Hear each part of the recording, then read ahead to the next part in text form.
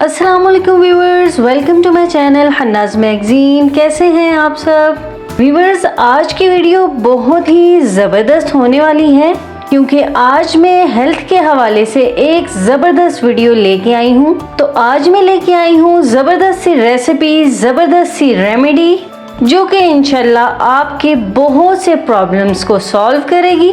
चलते हैं अपनी रेसिपी की जानिब। मैं आज आपके लिए लेके आई हूँ 5 चीज़ों की चटनी।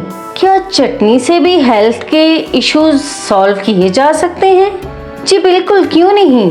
वैसे तो हमें लगता है कि हम चटनी सिर्फ चटखारों के लिए ही यूज़ करते हैं, लेकिन आज मैं जिस तरह की चटनी आपके साथ शेयर करूँगी वो ना सिर्फ मज़ेदार होगी, हमारे खाने को मज़ेदार और लजीज बनाएगी, उसके साथ ही साथ हमारी बॉडी की बहुत सी प्रॉब्लम्स और बहुत सी बीमारियों का इलाज भी होगी। ये चटनी बेसिकली डॉक्टर शराफत अली की रेसिपी है। वो अपने हर मरीज़ को ये चटनी यूज़ करने का बहुत ज़्यादा बार बार कहते हैं और ये चटनी 100 से ज़ायद बीमारियों का इलाज है। इससे आपके बड़े बड़े मसाइल हों या छोटे छोटे मसाइल, तमाम मसाइल इंशाल्लाह इजीली सॉल्व होंगे।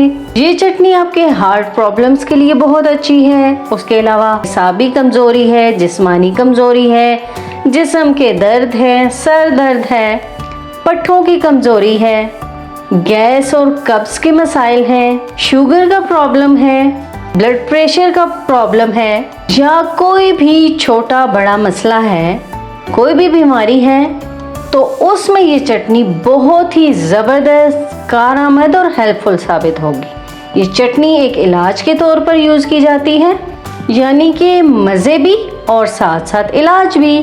तो बेसिकली इस चटनी के लिए हमें 4 चीज़ें चाहिए होंगी, यानी कि ये 4 चीज़ों की चटनी होती है जिसमें यूज़ की जाती है अदरक, लहसुन, पुदीना, अनारदाना और जायके के लिए इसमें सब्ज़ मिर्च ऐड की जाती है और जायके के लिए आप इसमें थोड़ा सा नमक और काली मिर्च भी ऐड कर सकते हैं।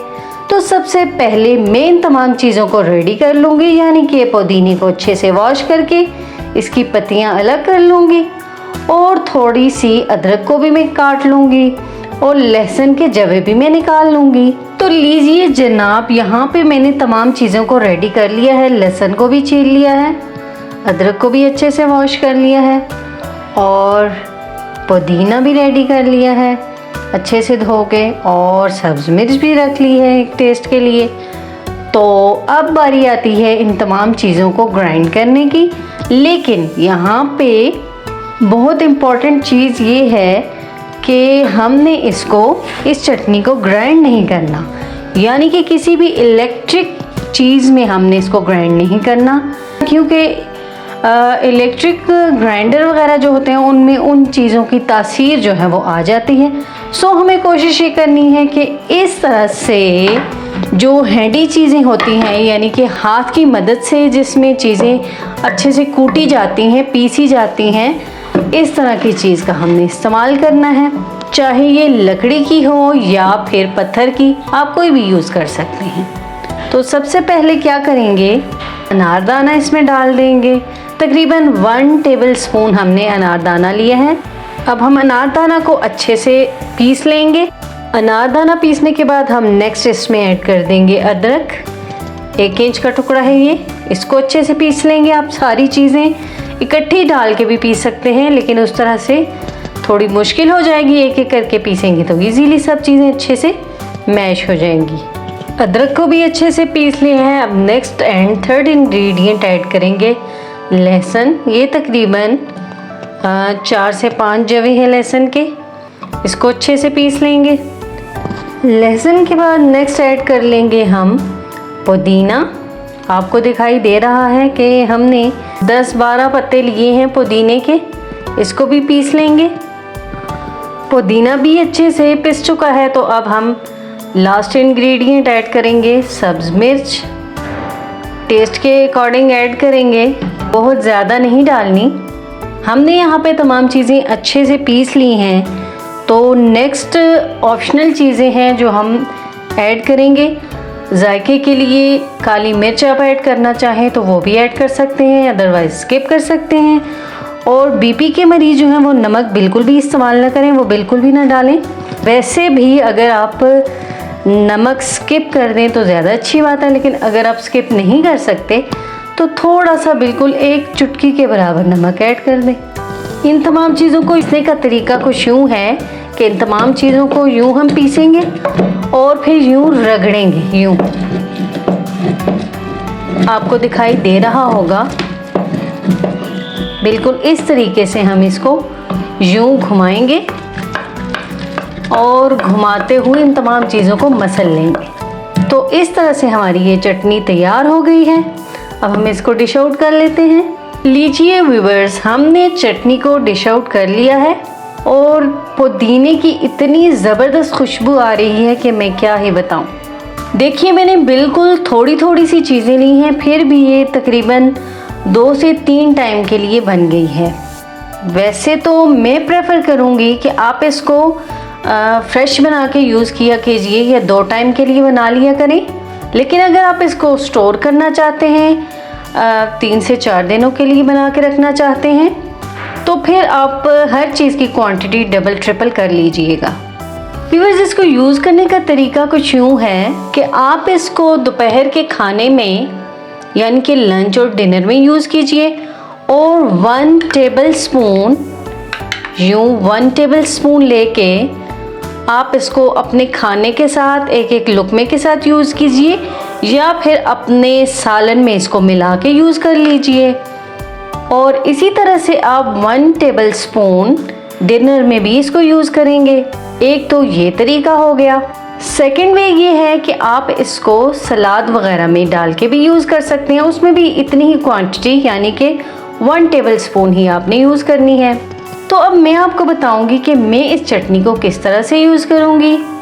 तो व्यूअर्स, जैसा कि आजकल सर्दियां स्टार्ट हो चुकी हैं, तो आप तो जानते ही हैं सर्दियों में दिन कितने छोटे होते हैं। सुबह स्टार्ट होते ही पता ही नहीं चलता, जल्दी से शाम हो जाती है। तो इसके साथ ही खाने पीने की रूटीन भी काफ़ी डिस्टर्ब और अलग सी हो जाती है। तो यहाँ पे आजकल के सर्दियों के दिनों में लंच टाइम की रूटीन में आपसे शेयर करने लगी हूँ कि मैं किस तरह से लंच करूँगी। आप भी इस तरह से इसको ट्राई कर सकते हैं। तो यहाँ पे मैंने कुछ सब्जियाँ ले ली हैं।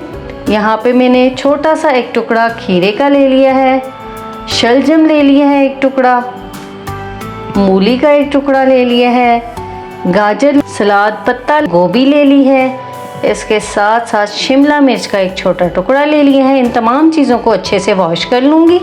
यहाँ पे मैंने तमाम चीज़ों को अच्छे से वॉश कर लिया है। अब इन तमाम चीज़ों को मैं ग्रेट कर लूँगी या फिर छुरी की मदद से छोटे छोटे पीसेस में कट कर लूँगी। इस तरह से व्यूअर्स मैंने तमाम चीज़ों को कट कर लिया है। यह हमने शिमला मिर्च को छोटे छोटे टुकड़ों में काट लिया है। ये है गोभी, मूली, सलाद पत्ता, गाजर और शलजम और खीरा।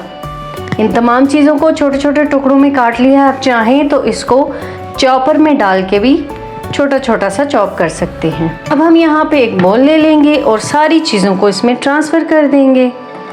आपको तो पता ही है व्यूअर्स, हमारे जिस्म में 70% जो है वो फलों और सब्जियों की ज़रूरत होती है और इसलिए हम जब ये इस्तेमाल करेंगे तो हमारे अंदर पानी की कमी भी पूरी हो जाएगी।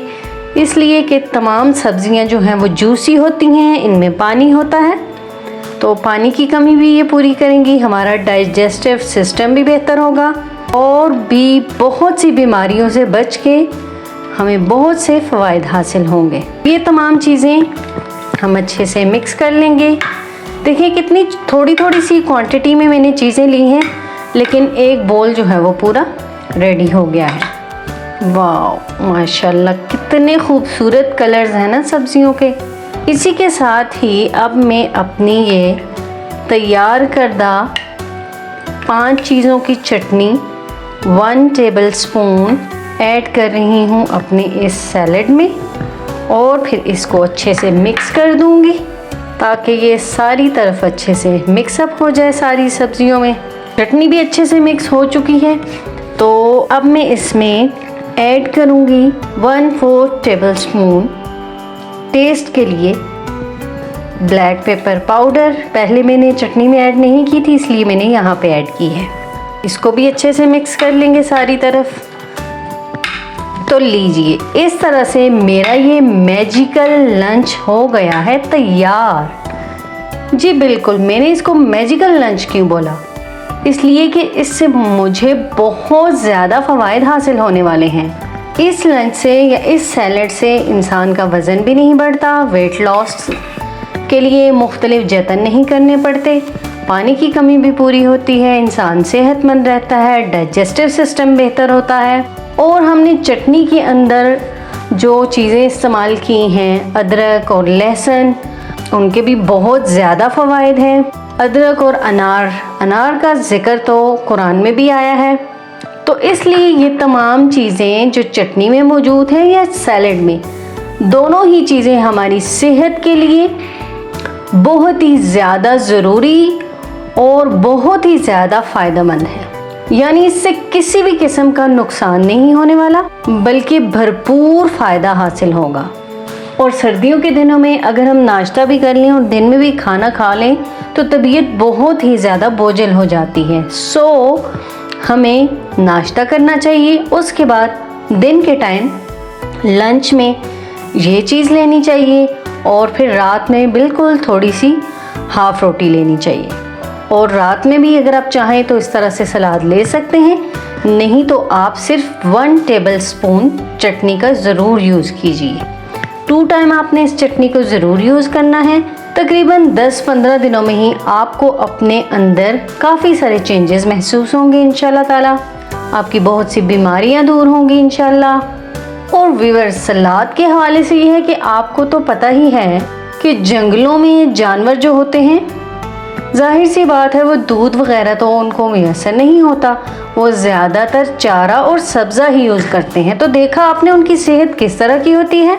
यानी कि जिस तरह से हाथी को ले लिया जाए तो वो कितना ज़्यादा सब्ज़ा ही यूज़ करता है अपने खाने में, तो उसकी सेहत से अंदाज़ा लगा लीजिए कि आपने भी अगर हाथी जैसी ताकत हासिल करनी है तो फिर आप अपनी डेली रूटीन के अंदर सलाद और ये वाली मैजिकल चटनी ज़रूर यूज़ कीजिए।